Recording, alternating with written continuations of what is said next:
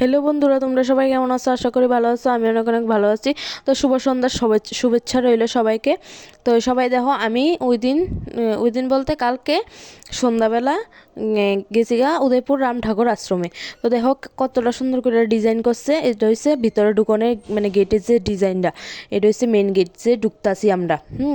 তারপরে দেখো একটু কীর্তন চলতেছে, তোমরা লোক কীর্তনটা শেয়ার করছে কেমন লাগছে।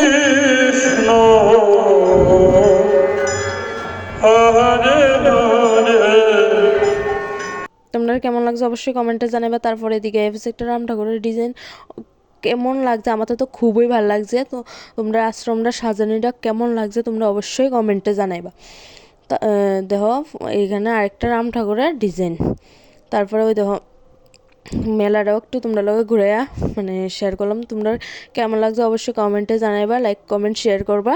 তারপরে দেখো এদিকে একটা ফুল বাগান আছে, ফুল বাগানটাও তোমরা দেখেছি। তারপর আজকে আমি গেছিলাম একটা অন্নভোগের প্রসাদ খাওয়ানোর লেগে। এই অন্নভোগের টাটা বাই বাই, এতটুকুই আমার ভিডিওটা।